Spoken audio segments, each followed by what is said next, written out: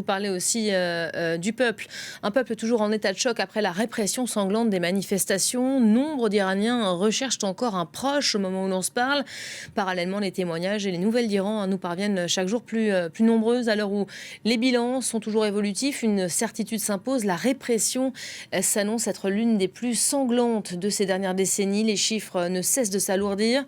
Estimés à quelques milliers il y a 3 semaines, les enquêtes indépendantes suggèrent désormais un seuil bien plus lourd. L'ONG RANA faisant état d'au moins 30 000 morts dans la répression. Anne Corpet, bonjour. Ça fait beaucoup de développement en peu de temps. Ce n'est plus au nom de la répression, on évoquait ces chiffres à l'instant, que Donald Trump aujourd'hui menace d'agir en Iran. Il parle de nucléaire maintenant. Oui, comme on l'a vu dans le sujet, Donald Trump presse l'Iran de venir s'asseoir à la table des négociations. Il rappelle dans un message où, comme d'habitude, il est très grandiloquent sur la puissance de la force américaine. Il rappelle que les États-Unis ont déjà frappé l'Iran en juin dernier pour l'empêcher d'acquérir l'arme atomique. La prochaine attaque sera bien pire, prévient-il. Alors, au début des manifestations en Iran, le président américain avait pourtant menacé de sévir en cas de bain de sang. Et au plus fort de la répression, il avait même précisé que l'aide était en route, ce qui avait suscité une forme d'espoir chez une partie des manifestants. Mais le massacre a donc continué de se poursuivre sans intervention américaine. Donald Trump se fiche du sort de la population iranienne ou de l'instauration d'une démocratie en Iran. Dans son message, il compare il évoque d'ailleurs l'opération menée au Venezuela qui n'a abouti sur aucun changement de régime. Confronté à une situation de politique intérieure très compliquée du fait de la situation à Minneapolis, le président américain cherche peut-être la diversion, mais il revient surtout à l'une de ses vieilles obsessions, conclure un accord qui soit meilleur que le JCPOA, le texte signé en 2015 sous l'administration Obama et dont Donald Trump avait fait sortir les États-Unis dès son premier mandat en 2018. Alors même si ce texte était imparfait, il permettait quand même de juguler l'enrichissement du nucléaire iranien. Il permettait aussi des visites sur place de l'Agence internationale pour l'énergie atomique.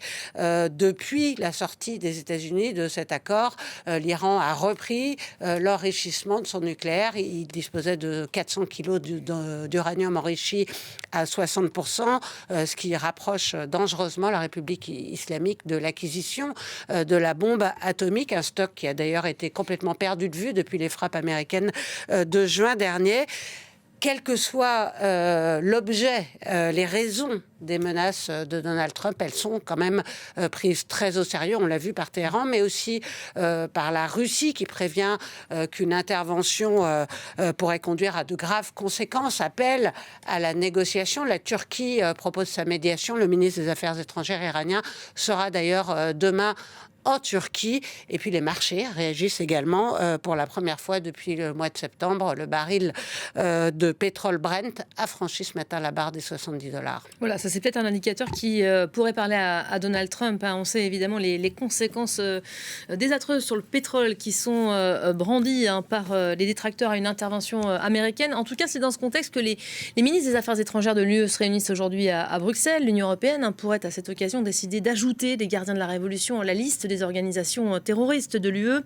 Écoutez tout de suite la chef de la diplomatie européenne, Kaja Kallas, mettre en garde dès ce matin. Nous ajoutons de nouvelles sanctions à la liste. Et je m'attends également à ce que nous inscrivions les gardiens de la révolution islamique sur la liste des organisations terroristes. Cela les mettra sur un pied d'égalité avec Al-Qaïda, le Hamas et Daesh. Si vous agissez comme un terroriste, vous devez également être traité comme tel. Ce que nous voyons est clair. Le bilan des manifestations en Iran et les mesures prises par le régime sont vraiment très sévères. C'est pourquoi nous envoyons également un message clair. Si vous réprimez le peuple, cela aura un prix et vous serez également sanctionné pour cela.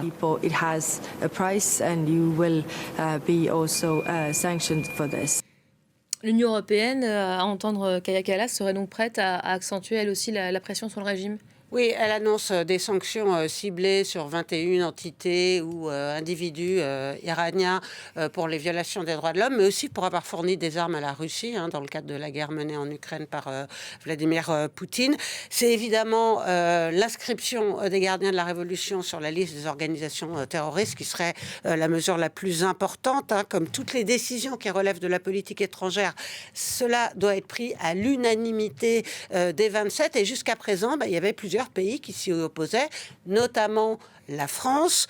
Paris estimait que c'était un levier qui pouvait être utile dans le cadre de négociations éventuelles avec Téhéran. Craignait aussi des représailles contre Cécile Collère et Jacques Paris, qui sont toujours assignés à résidence à l'ambassade française de Téhéran. Il est essentiel de lutter contre l'impunité des auteurs de cette répression sanglante, a dit hier soir Jean-Noël Barrot, en annonçant le revirement de la France, l'Italie et l'Espagne, qui étaient aussi opposés à cette inscription sur la liste des organisations terroristes des gardiens de la Résolution, ont changé d'avis également.